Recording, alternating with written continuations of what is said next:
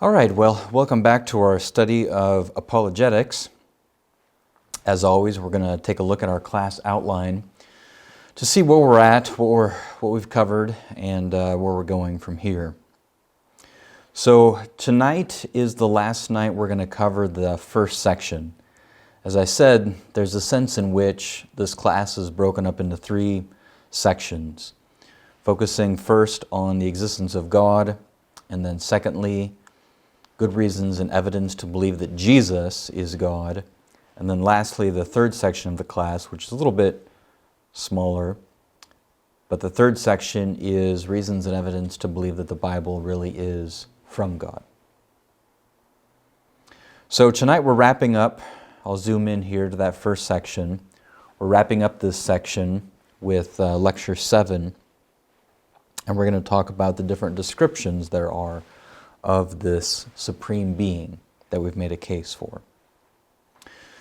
So, just to kind of recap a little bit, we've looked at the major three arguments for God's existence. We've used abductive reasoning to come to some conclusions about what this supreme being is like. So, just for a little bit of review, with the first cause argument, since the universe has a beginning, we can conclude that this cause that caused the universe is beyond the universe, beyond nature. Sometimes we use the term supernatural. We can also infer that it's this cause that caused the universe is beyond space, time, and matter. In other words, it's spaceless, timeless, and immaterial. Also from this argument, I think it's reasonable to conclude that this first cause, which we can refer to as the supreme being or God, is extremely powerful to be able to create this entire universe out of nothing. From the second argument that we looked at, the design argument, basically because there is order and design in this universe, I think we can reasonably conclude that this first cause, this supreme being, is intelligent and is purposeful. It has intentions or purposes in how it designed and created this universe. So, an intelligent mind. And remember, that's an empirical observation. That's based on an empirical observation. Just that we've never seen design come from any other source than a mind, an intelligent mind. That's why I think it's reasonable to conclude that this first cause of the universe is some sort of an intelligent mind. Maybe not exactly like ours, but analogous to ours.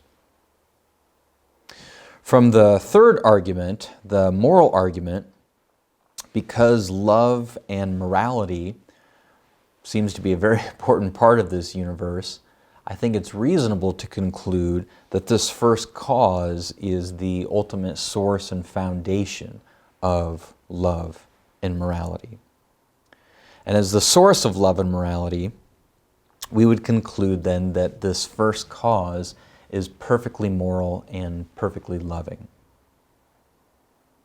And since morality is a personal thing, morality has to do with persons, not immaterial objects like this paper or this clicker or that chair. No, morality has to do with persons. It would make sense that this first cause is also personal in some way, shape, or form. So I think that's a reasonable conclusion. In fact, as we've noted before, separate cultures around the world and throughout history, not connected to each other, have come to these very conclusions, that there is such a supreme being and he has these characteristics that we just went through.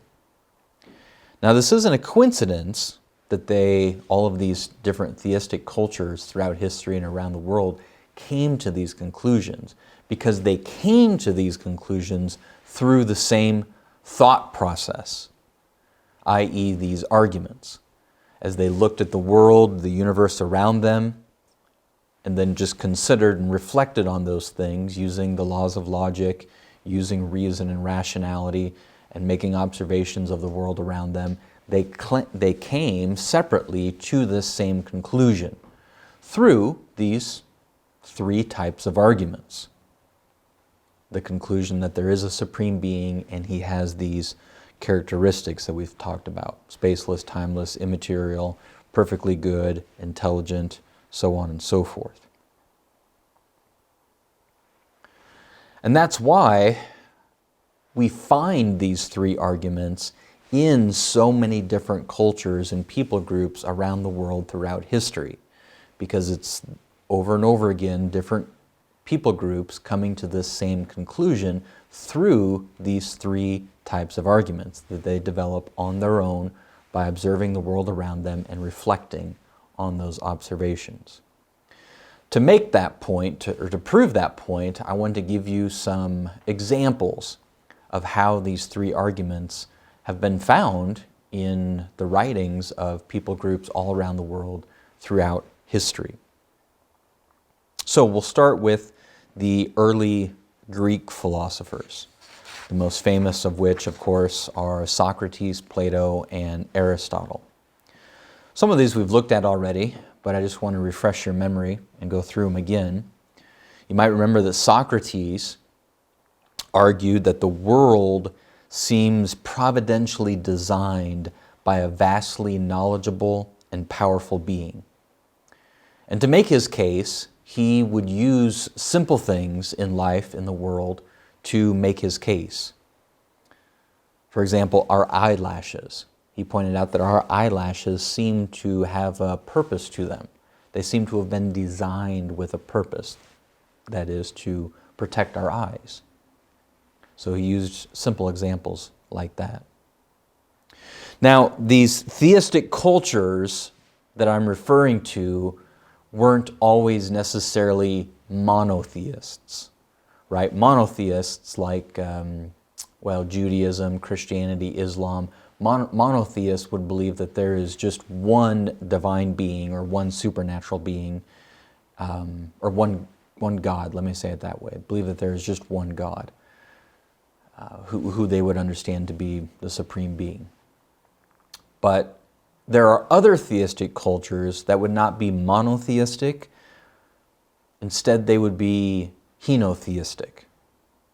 And what's meant by that term is that a culture is henotheistic when they believe in multiple gods, but that there is one of them that is supreme. And so that's actually more common throughout history and around the world. These henotheistic cultures still would believe in a supreme being, but would also say that there are other lesser supernatural beings. And you can make the case that even Christianity is similar to that, because we would, as Christians, affirm things like angels, Satan, so on and so forth. But of all these supernatural beings, we wouldn't call them gods. But of all these supernatural beings, one of them is the supreme God, supreme being. So moving on, Plato, right? Plato has a very well-known argument about his forms.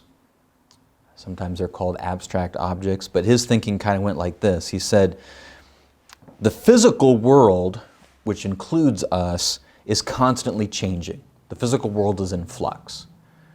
So it seems like this physical world can't provide the fixed, stable certainty that's required for objective truth, which would include moral truth. So he proposed the existence of these transcendent truths, Plato's forms, abstract objects, sometimes they're called. In other words, these transcendent truths in a transcendent, unchanging realm. And that's what provides the fixed, stable certainty required for objective truth, including moral truth. But Plato suggested that there was a divine craftsman that used these forms, used these transcendent truths to craft the universe, the world. He argued for a divine being supreme divine being, from the order of the motion of the stars and of all things under the dominion of the mind which ordered the universe. So we saw this first cause, saw this supreme being as having a mind analogous to ours. Plato argued that there must be a best soul who is the maker and father of all, the king who ordered the primordial chaos into the rational cosmos that we observe today. Moving on, Aristotle. Of course, he argued that there must be a first unmoved mover, which is God, theos, in Greek. But he argued that this unmoved mover is living, intelligent, incorporeal, immaterial, eternal, and a most good being. So again, very similar to the conclusions we came to as we went through these three major arguments. We talked about his most well-known argument, his argument for an unmoved mover, but we'll go through it again just briefly. And it starts out very simply with the question, is there something moving? Well, yeah, we see movement all around us, including ourselves.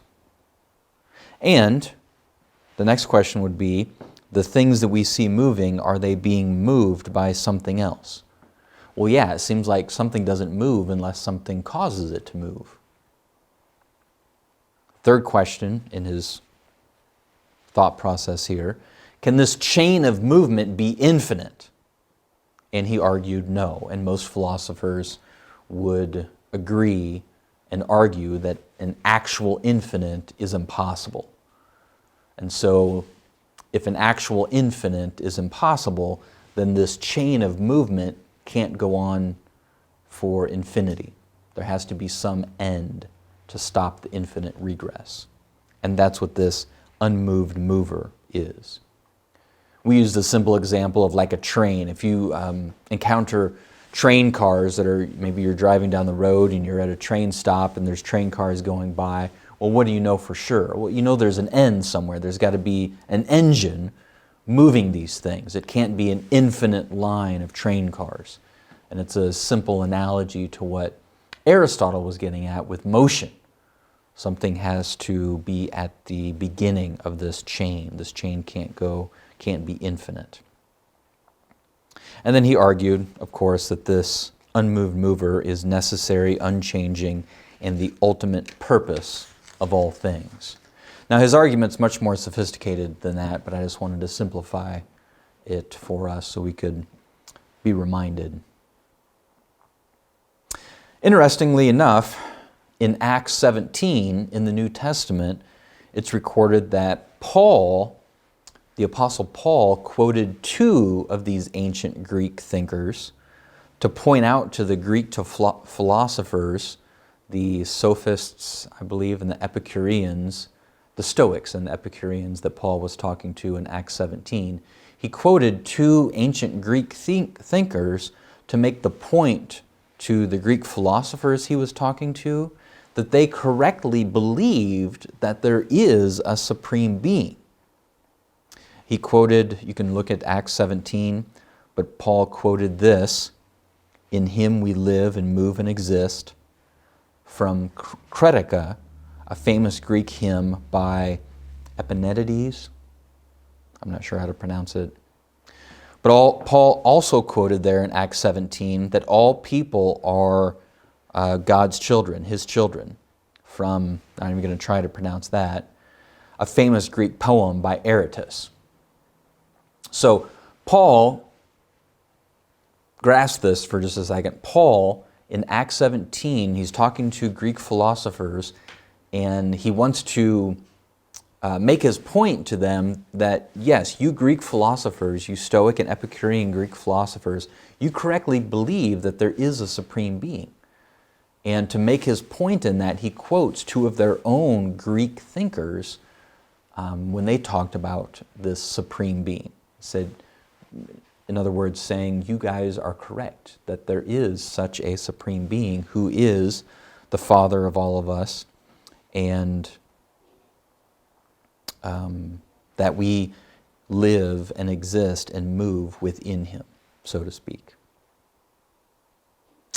Well, the next ancient culture I want to take a look at is the ancient Persian culture and their religion or belief system called Zoroastrianism.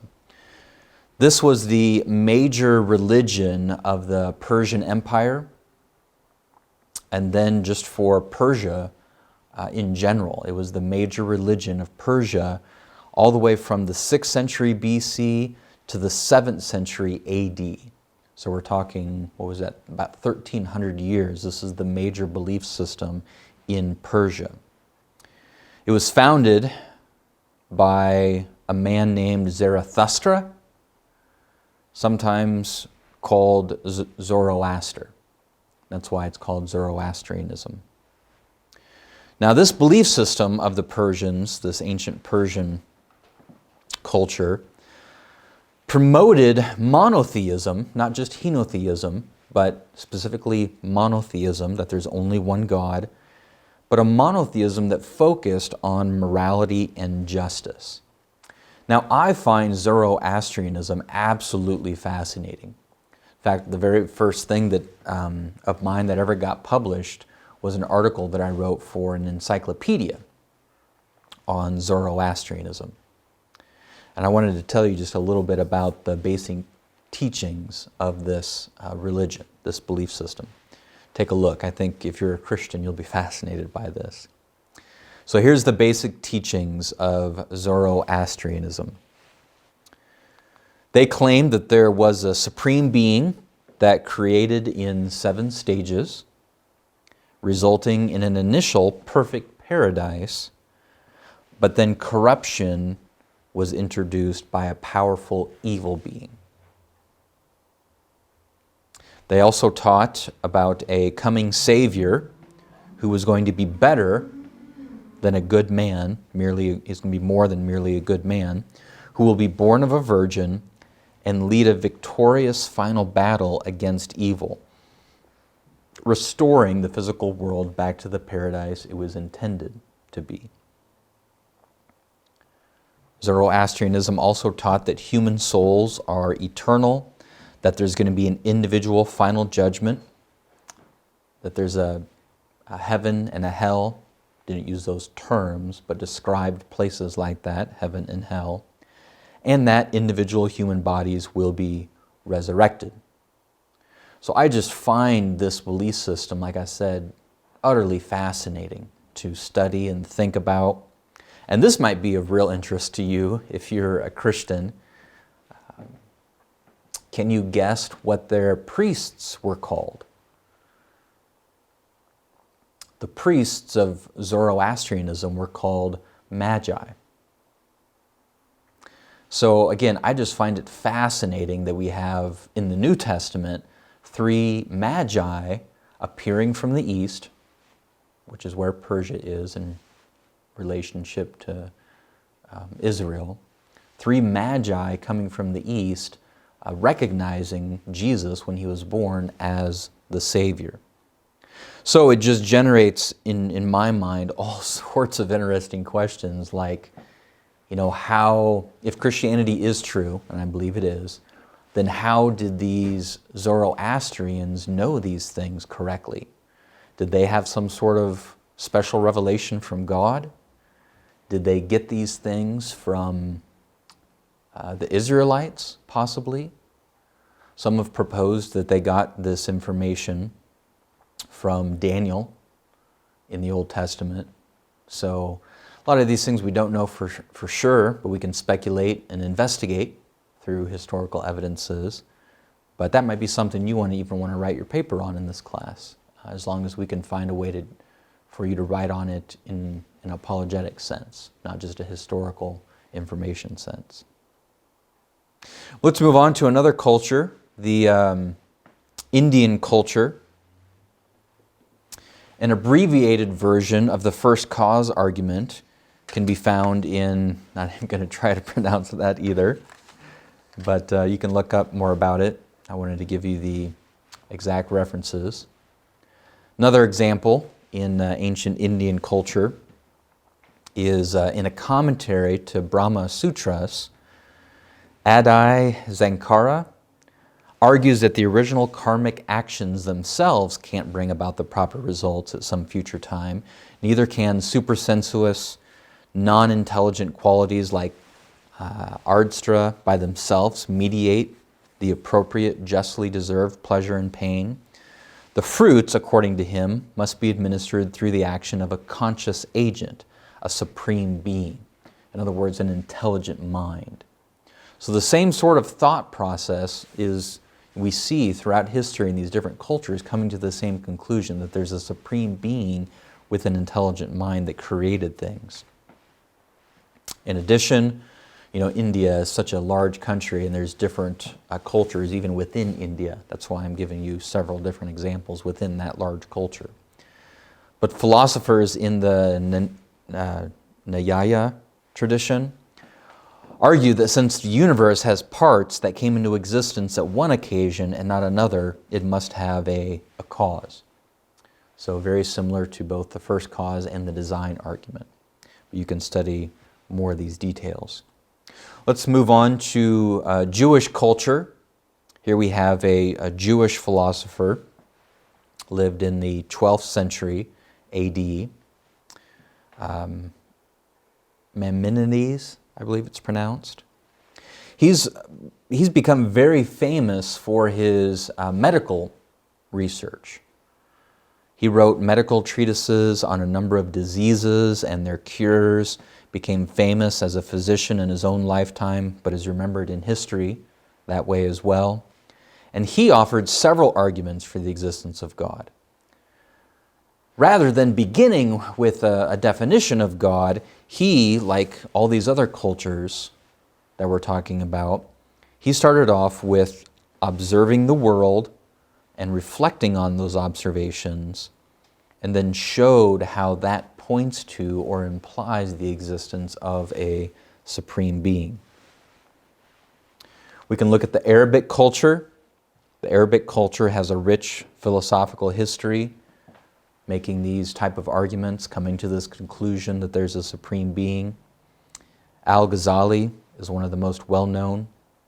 He argued for God by starting with the premise that everything that begins to exist requires a cause of its beginning. Does that sound familiar? The way the first cause argument that they developed is sometimes referred to as the Kalam, cosmological argument, that William Lane Craig is well known for today. And of course, in the European culture, all throughout the stages of European culture, there were thinkers who came to the same conclusion, developed arguments for the existence of God. So we go back to the Middle Ages, we've got St. Augustine, Anselm, Aquinas. In the modern era, you've got Descartes, Spinoza, Leibniz. During the Enlightenment era, Voltaire, Newton. Very interesting to read some of the arguments that Newton developed for the existence of God. For example, I'll just give you one. He argued in his book, Optics, that we must infer from the order and beauty in the world that there is an intelligent supreme being that must be the cause of this order and beauty. In the postmodern era, you have individuals like Kant and Kierkegaard making arguments for God. And then contemporarily, we've talked about some of these philosophers like Alvin Plantinga and Richard Swinburne at the University of Oxford, a philosopher who's very well known for arguing for the existence of God. Again, using and developing some of his own, but using these traditional classical arguments. Now, all throughout this class so far, I've been using the term God to refer to this supreme being. And that might have caused a little bit of confusion. I doubt it's caused much confusion, but for some people, me using the term God might have caused a little bit of confusion. So why did I use this word? Well, I used the word God to refer to the supreme being because, quite simply, it's just a generic English term that's used in that way. So God is just an English term used to refer to the supreme being. So I've been using the term God not to mean the God of the Bible per se. I've just been using it as a general term to refer to the supreme being that created the universe. Now, of course, different languages have different terms for the supreme being, right? So, for example, El was a very common term for supreme being in the ancient world. The Hebrew language uses this term, Phoenician, Aramaic, Akkadian, Canaanite, Hittite, all used this term El to refer to the supreme being. It was a Proto-Semitic language term that was used. And in fact, if anybody who has that in their name, El, E-L, so like Michelle, Daniel, all the names that have El in them, do so because their name originally meant something about God, some characteristic of God. You know, protector of God, or God is a protector, or God is mighty. So all the names that have E-L in them, El, go back to this term that was used for supreme being. And you can glance through, you know, the rest of these terms. You might be familiar with some of them. The Latin term for God, which is still found in all the Romance languages, of course. India, ancient Egypt, Chinese, Persian, Greek, theos, where we get the term theology from, of course. Arabic, the term Allah. Now you can use, just like we do sometimes, we can use the word God to refer to the God of Christianity, but in Arabic, you can use the term Allah in a general sense to mean supreme being or refer to the specific supreme being of the Quran, which you can use the term that way as well.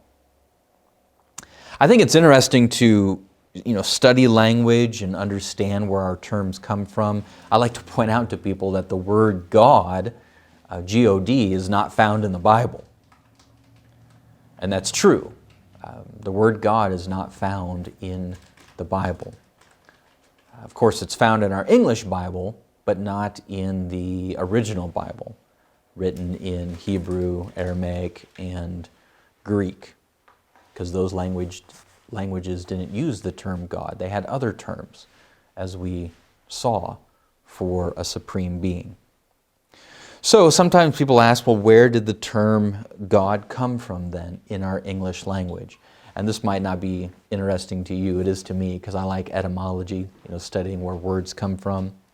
But I find it fascinating that our English word God for supreme being, G-O-D, comes from this Proto-Germanic language term, Gudan.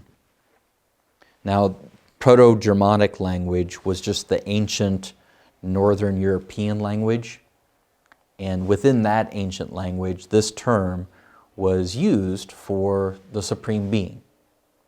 And then, language is fluid, language changes and develops, so on and so forth. But this term, Gudan, developed into the term Odin in Norse mythology.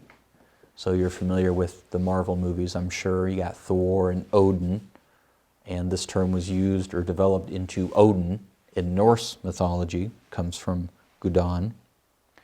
In modern German, this term Gudan has developed into God, G-O-T-T.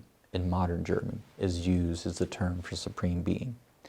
And then, of course, it developed into the term God, G-O-D, in modern English. So that's where the term comes from, just a generic term to refer to a supreme being. Well, this lecture tonight is one of those pivotal lectures where we're going to transition from one section to the next. It's a cardinal lecture. We're going to pivot, we're going to hinge from presenting good reasons and evidence to believe that God exists to now presenting good reasons and evidence to believe that Jesus, in fact, is God. Overall, this class, what I'm trying to do here is present good reasons and evidence to believe that Christianity is true. So far, we've just looked at good reasons and evidence to believe that there is a supreme being. All theists, whether they're monotheists or henotheists, conclude, argue that there is one supreme being. And of course, atheists would be those who deny this. So if we've done our job well, if we've made a good case for theism, that there is a supreme being, then we can reject atheism and pantheism. You're probably familiar with the idea of pantheism. Pantheism, in one sense, is just another form of atheism, because pantheism just says that the universe is God. God and the universe are the same thing. So there's nothing beyond the universe. And to me, that's another form of atheism. There's nothing beyond the universe. But they would usually refer to themselves as pantheists, not atheists, because they do believe in God, just that the universe is God. But as I said, if we did our job well, if we came to the right conclusion from these three arguments for God, that there is a supreme being that exists outside the universe, that created the universe, then we can settle on theism and reject atheism and pantheism. But we have to go further than that. We don't want to just stop here with the belief in a supreme being. We want to talk more about this supreme being and explore, try to ascertain what this supreme being is like. Because I'm sure, as you're aware, among theists, there's disagreement as to what this supreme being is like. So we can ask the question, whose description of God is correct? Of the different theistic cultures, different theistic belief systems, even though they all agree that there is a supreme being, they describe this supreme being in different ways. So we can ask the question, whose description of this supreme being is correct? Now, sometimes this question is worded like this. You may have heard people ask this question or try to answer this question. Sometimes the question is asked like this. For example, do Christians and Muslims believe in the same God? But I think that's a poor way to ask the question. I think that question itself is just poorly worded, okay? Because think about it for a moment. If theism is true, then there is only one God, right? I mean, that's what theism says, is that there is only one supreme being. Let me give you an example that I think drives this home. Consider two cultures, maybe a modern culture and a primitive culture, that both believe in that the sun exists, our sun in the solar system exists, but they have different beliefs about that sun. Right? So a modern culture would say the sun is a mass of incandescent gas that's burning very hot out there, right? And a primitive culture might say, and many have, that the sun is this monster that's chasing the moon around every day, right? So you could ask the same question, maybe, of these two cultures. Do they believe in the same sun? And of course the answer is yes, because there's only one sun, right? In the solar system. I know there's many more stars. But in the solar system, there's only one sun. So when we say, do they believe in the same sun? Well, of course so, because there is only one sun. Just like if theism is true, there's only one God, right? But these two different cultures, this modern culture and this primitive culture, they have different beliefs or understandings or descriptions of this sun. And we can ask the question, which culture, the primitive culture or the modern culture, is describing this sun more accurately or describing it more correctly? And I think that's the better way to ask this question of the different theistic belief systems. They believe that there is one God, they all agree on that, but they have different descriptions of this God. And so we can ask the question, whose description of God is most accurate? How do we know whose description of God is correct? So we could ask, for example, we could ask it like this. Is Aristotle's description of God correct? His unmoved mover with all those characteristics that we talked about that Aristotle came to. Is Aristotle's unmoved mover an accurate, correct description of what this supreme being is like? We could ask it like this. Is the Muslim's description of this supreme being correct? Is Allah God? Or of course we could ask it this way. Is the Christian's description of the supreme being correct? Is Jesus God? And that's what we're going to boil it down to in this class. I'm going to try to make the case that, in fact, Jesus is God. In other words, Christianity's description of God is correct, is accurate. Now, I know, obviously, that within Christianity, the Christian belief system is more complicated than just Jesus is God, right? Christians believe that God is a Trinity, so one supreme being that exists as three persons. So one supreme being, it's monotheistic, but three divine persons, and Jesus being one of those divine persons.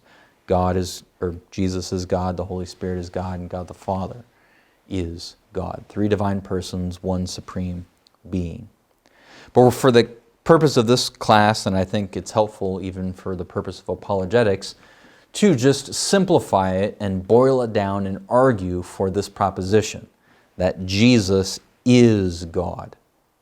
And of course, what I mean by that is that Jesus is one of these three divine persons in the Trinity. That is the one supreme being. And in fact, if Jesus is God, He's the one who told us that God exists, the supreme being exists as a Trinity. So for the purpose of this class and what I do in my apologetic approach is simply that. I try to make the case that Jesus is God. There's a sense in which, by doing this, we're following Paul's example in Acts 17. We've talked about this, and I would encourage you to read Acts 17. But in that conversation that Paul was having there in Acts 17 with the Greek philosophers, the Stoic and Epicurean Greek philosophers there, he affirmed that they were correct in believing that there is a supreme being. Remember, he quoted two of their own Greek writers to make his case that, no, you're right, there is a supreme being, and you know this. Your own writers have said this. So Paul affirmed that they were correct, that there is one supreme being. However, if you read Acts 17, you'll see that Paul explained to them that they had some misunderstandings about what this supreme God was like. And he tried to clear up, in a loving, respectful way, their misunderstandings of this supreme being. And then he gave evidence that Jesus is this supreme being, that Jesus is God. So in a sense, we're following Paul's example in our approach in Acts 17, which I encourage you to take a look at. I want to do this. The last thing we'll do tonight is summarize. I want to just walk through and summarize the argument. Okay? So I'm going to try to summarize for you tonight the whole section 2 of the class, where I'm going to argue that Jesus is God. So the argument goes like this. It starts out with a question, and that simply is, was there even a man, a historical man, just human being at this point, that existed in history? Did Jesus of Nazareth really even exist in history? Because you'll find some people, popular level people or folks on the street, who might question that there was even a Jesus of history. But yes, we can very confidently conclude that there was a human being, at least at this point, that existed in history. Jesus of Nazareth was a real person of history. And in fact, virtually all scholars affirm this. I don't know of any serious scholars that would reject this. In fact, Bart Ehrman, who is a New Testament scholar, but not a Christian, he's an agnostic, that's how he describes himself, but he got so tired of people on his own side, agnostics and atheists, who are questioning the historicity of Jesus of Nazareth, so he actually wrote a whole book summarizing all the evidence for the historical Jesus. Now, he doesn't believe that Jesus is God, right? But he affirms that Jesus was a real human being that lived in history. And so we can just settle that question from the get-go. Was there a Jesus of Nazareth in history? Yes. And this book, I would recommend to you, summarizes that evidence very well. The next question we can ask, though, is, did this Jesus of history claim to be God? Because I'm sure, as you've heard, some people claim, some people theorize, that he, Jesus, this guy in history, never claimed to be God himself. He just taught good things, but the idea that he was God developed later as a legend that other people attributed to Jesus, but he himself never claimed to be God. Well, there's very, very good historical evidence that no, the Jesus of history did claim himself to be God. And to look at that evidence, I want to show you a video, another one of those animated videos by William Lane Craig's ministry. So let's watch this for a few minutes here.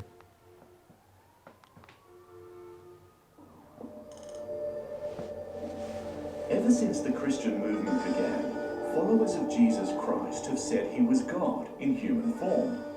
But what about Jesus himself? Who did he think he was? With the rise of textual criticism and the modern study of history, historians have developed tools to unlock this question. Today, Jesus of Nazareth is no longer just a figure in a stained glass window, but a real person of history whose life can be investigated historically. So let's examine the New Testament, not as inspired scripture, but as an ordinary collection of ancient documents. Let's apply to them the standard tests we would use with regard to any other ancient sources. When historians investigate the Jesus of history, what do they find? First, Jesus claimed to be the Messiah. The Jews of Jesus' day were waiting for a promised Messiah, a descendant of King David, a warrior king who would bring military victory and spiritual renewal to Israel. They were familiar with the prophet Zechariah's ancient words. Shout aloud, O daughter of Jerusalem, behold, your king is coming to you. Righteous and having salvation is he, humble and mounted on a donkey. Jesus' triumphal entry into Jerusalem on the back of a donkey, the final week of his life, is attested in independent sources, one of the most important criteria for the historicity of an event. In doing this, Jesus was deliberately and provocatively claiming that he was the promised Messiah, the King of Israel. Moreover, the plaque nailed to Jesus' cross stated the charge against him, in mockery of his messianic claims. The fact that later Christians did not use this derisive title for Jesus underscores its authenticity. For first century Jews, the word Messiah was packed full of meaning. By assuming this title, Jesus was claiming all of this for himself. Jesus also claimed to be the Son of God. Jesus' consciousness of being God's Son in a unique sense comes to expression in his parable of the vineyard. This parable matches Jesus' teaching style and employs Jewish motifs typical of his day, such as Israel as a vineyard, God as a father, the religious leaders of that time as tenants, and God's prophets as servants sent to the tenants. Once there was a man who planted a vineyard. Before leaving the country, he leased it to tenants. At harvest time, he sent a servant to collect his share of the fruit of the vineyard, but the tenants beat him and sent him away empty-handed. So the owner sent more servants, but these too were beaten or killed. Finally, he sent his one and only Son, saying, "Surely they'll respect my Son." But those tenants said to one another, "This is the heir. Let's kill him, and the vineyard will be ours." So they killed the owner's son. What do we learn from this parable about Jesus' self-understanding? He thought of himself as the only Son of God, God's final messenger, distinct from all the prophets and even the heir of Israel itself. Third, Jesus claimed to be the Son of Man. This was Jesus' favourite self-designation, being used some 80 times in the Gospels. This has convinced the vast majority of New Testament historians that Jesus did, in fact, think of himself as the Son of Man. Notice, not just a Son of Man, but the Son of Man. Jesus was directing our attention to a vision described by the prophet Daniel. "I saw in the night visions, and behold, with the clouds of heaven, there came one like a Son of Man. And he came to the Ancient of Days, and was presented before him. And to him was given dominion, and glory, and a kingdom, that all peoples, nations, and languages should serve him." At Jesus' trial, the Jewish high priest accused Jesus. "Are you the Messiah, the Son of God?" His answer left no room for doubt. "I am. And you will see the Son of Man seated at the right hand of power and coming with the clouds of heaven." By applying all three of these titles to himself, Jesus was claiming, in no uncertain terms, that he was the very God his accusers worshipped. It's no surprise the Jewish court charged him with blasphemy and condemned him to death. But that's not all. New Testament historians are agreed that the historical Jesus also claimed to have divine power and authority to perform miracles, cast out demons, revise Old Testament law, and forgive sins. He even went so far as to claim that everyone's eternal destiny is determined solely by whether we believe in him. Jesus' self-understanding cannot be reduced to that of a Jewish teacher or a charismatic leader. No. In fact, by putting himself in God's place, Jesus was making a far greater claim about himself than anyone else ever has, before or since. So the question Jesus asked his disciples confronts each of us as well. Who do you say that I am?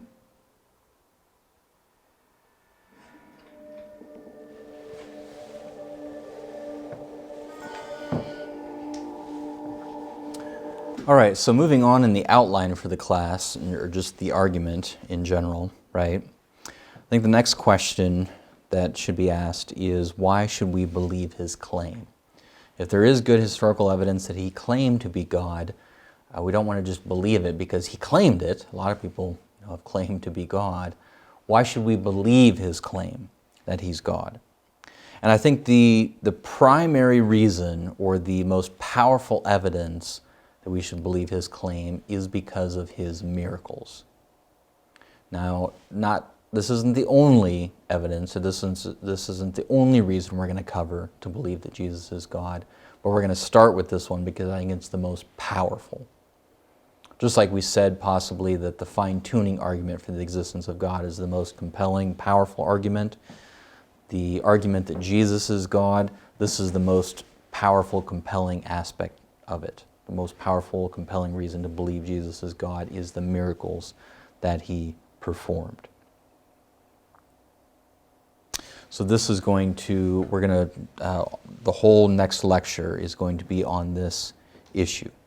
I think we could ask the question here, and a lot of people do, why should we believe in the first place that miracles are even possible? A lot of folks today won't even entertain this argument because they think miracles are impossible. That's why, one of the reasons why it's important to make the case for Christianity in the order that we're doing it in.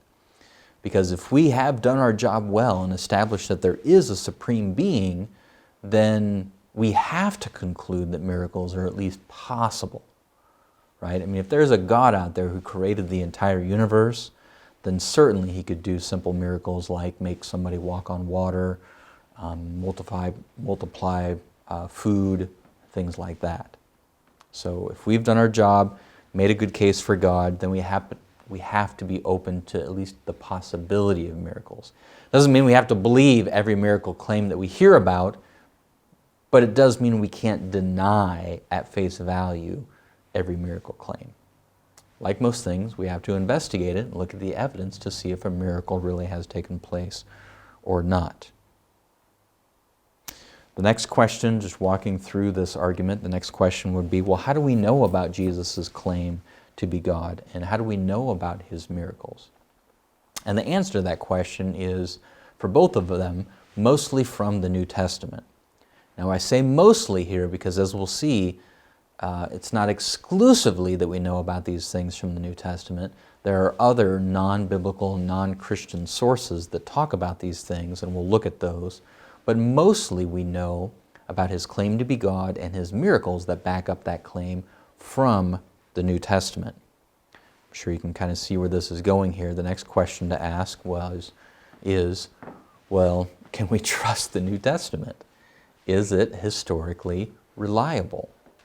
And this, kind of like the video hinted at this point in the class, we're going to then evaluate the New Testament as a historian would. We haven't yet in this class made the case that the Bible is from God or inspired by God or anything like that. So we're just going to evaluate it at this stage as a historian would and ask the question, is it historically reliable when it talks about these things that Jesus said and did? Now, when it comes to any ancient document, including the New Testament, which is a collection of ancient documents actually, but when it comes to any ancient document, we're trying to ascertain its historical reliability. There's two key questions that need to be answered. And the first one is, do we even have an accurate copy of the original document or set of documents? In this case, do we have an accurate copy of the New Testament? Of course, we don't have the original. All we have are copies. But how closely does our copy match the original?